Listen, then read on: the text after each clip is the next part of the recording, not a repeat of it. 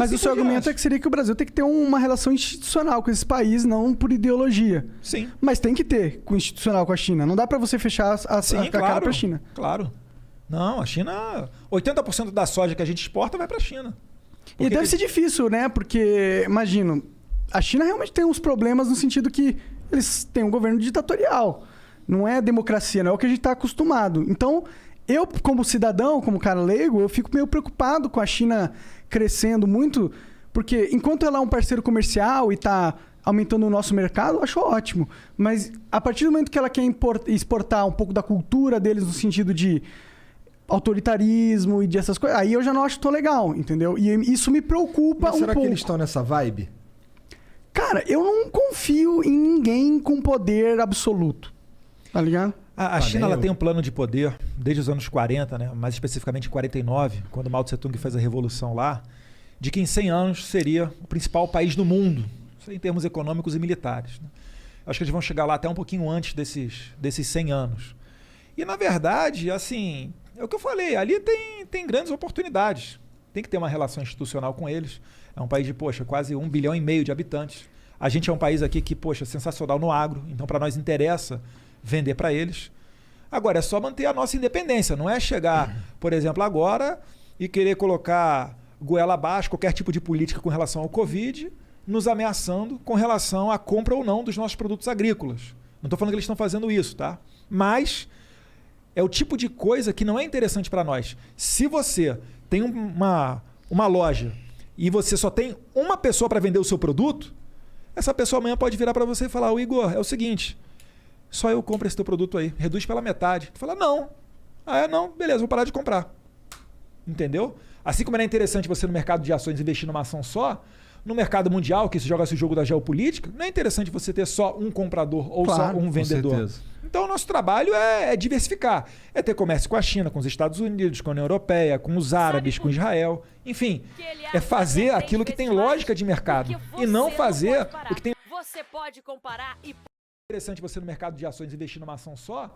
No mercado mundial, que se joga esse jogo da geopolítica, não é interessante você ter só um comprador ou só um vendedor. Com certeza. Então o nosso trabalho é diversificar. É ter comércio com a China, com os Estados Unidos, com a União Europeia, com os árabes, com Israel. Enfim, é fazer aquilo que tem lógica de mercado e não fazer o que tem lógica de ideologia.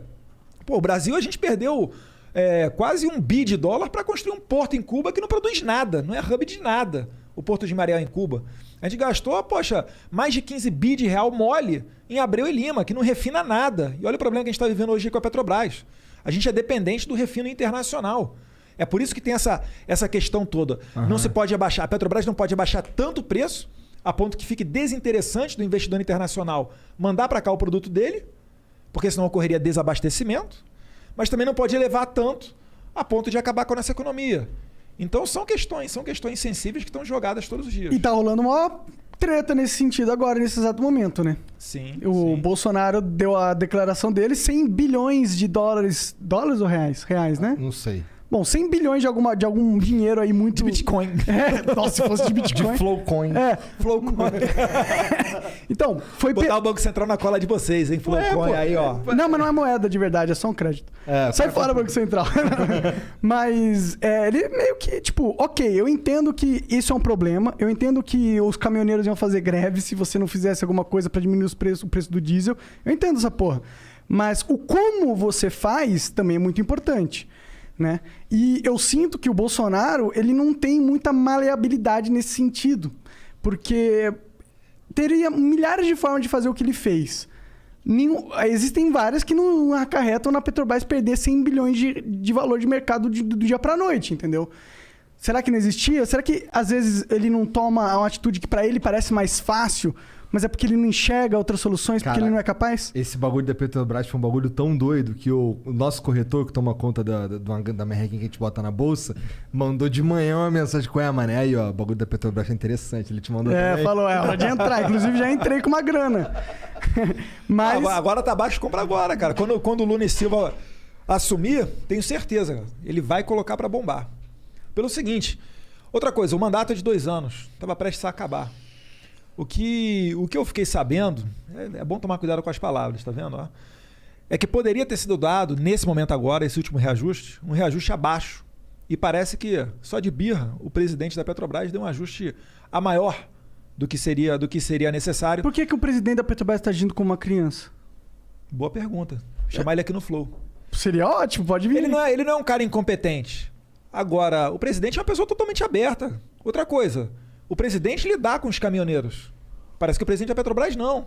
Então, assim, tudo que faz sentido, se você apresentar para o Jair Bolsonaro e explicar para ele, e ele é extremamente inteligente, ele vai adotar. Ele fala, eu não entendo nada de economia. O Paulo Guedes senta lá, explica isso, isso e isso. A gente está tendo o governo mais liberal de décadas. Agora, não se dá Mas é que olha a competição também do cara, né, mano? Mas brasileiro é que elegia. Não, tudo bem, eu entendo, mas tipo, ok, ele tá sendo muito liberal, mas ele poderia ter sido bem mais, tá ligado? Isso que eu tô falando. Eu gostaria que ele tivesse Eu gostaria de ter privatizado um monte de coisa já. Por que não, em vez de trocar a porra do presidente, por que não tira o monopólio da parada? Porque o problema é o monopólio da Petrobras, não é? Também. Então por que você vai atacar um sintoma em vez de atacar o problema de verdade, tá ligado? A doença de verdade. Tinha medida provisória caducando na Câmara porque o Rodrigo Maia não aprovava. Você acha que ele ia realmente deixar a gente marcar um gol com privatização? Então é a Câmara que tá bloqueando. Agora a gente tem um horizonte muito melhor. Você vê só, já estamos falando em privatização da Eletrobras. Poxa, isso aí, tempo do Rodrigo Maia, esquece. Não tinha como. Por que o Rodrigo Maia fica de birra com vocês? Por que ele é o inimigo político de vocês? Tão forte, ferrenho? Porque talvez o que ele queria, a gente não deu para ele. Ele estava acostumado com outro tipo de negociação e a gente não estava permitindo. Será que é só isso? Pergunta para ele. Porque tá rolando umas negociações no governo Bolsonaro, né? Sim, algum diálogo tem que ter. Ora, é o Congresso Nacional. Não, eu entendo assim que é institucional, de certa forma. Mas... Antes reclamavam que ele não tinha governabilidade, que ele não conversava com o centro. Agora tá conversando com o centro, etc. Então falando, tá se... Calma aí, cara. 2 anos e meio quase, sem nenhum escândalo de corrupção. Em 2015, no último ano de Dilma... Nenhum grande escândalo de corrupção. As estatais me apontam. Não, tem umas paradas que cheiram muito mal aí. Qual condenação que teve? Não, condenação não, mas é o brasileiro, tipo... Pra bom entendedor, às vezes meio palavra basta, né? Eu tô aguardando aqui alguém do governo ser preso, etc. O Lula tá solto, tá ligado? Pode acontecer, cara. É que eu tenho que medir as palavras aqui que você tocou no STF e eu quero sair daqui livre. Entendeu? Eu vou dizer que eu reprovo totalmente a atuação do STF. Em toda a minha vida que eu vi eles fazendo coisas, parece que eles usam o poder que eles têm de uma forma totalmente autoritária, de uma forma que visa apenas os interesses políticos dele e não necessariamente eles estão olhando para parar de uma maneira lógica, de uma maneira para entender qual que é realmente a interpretação correta da lei. Parece que eles usam a interpretação da lei para os objetivos deles. Eu tenho essa sensação como cidadão. Não estou imputando nenhuma falha de caráter a nenhum específico, apesar de eu não ir muito com a cara do Gilmar Mendes e nem muitos outros. Nenhum deles, na verdade. Nenhum deles. Nenhum deles eu olho pra eles e eu falo, caralho, esse cara é um cara sério pra caralho. Tá ligado? E tá lá. Tem um cara, você fez um olhar, quem que é o STF sério aí? Não, tô pensando, tô fazendo assim, calma. Bota essa saia justa na próxima pergunta. Não, que eu achei que você tinha pensado em alguém mesmo. Só, que o STF é um universo livre, muito... hein, cara? O STF é um universo muito reduzido, são apenas 11. Né? Agora, se você comparar, por exemplo, com a Câmara, cara, é que o exemplo negativo sempre é o que vai ficar. É difícil você destacar as pautas positivas. Mas a Câmara também é uma merda, às vezes tem, cara. Às vezes tem. Eu, quando eu estava estudando para concurso, eu acompanhava, assim... Tem um sistema que você recebia no e-mail chamado de sistema push. O concurseiro normalmente está acostumado com isso, que são as decisões do STF, que viram jurisprudência, etc. E aí você começa a acompanhar os ministros. Pô, cara, gostei dessa daqui. Daqui a um mês tu... pisou na bola, não gostei.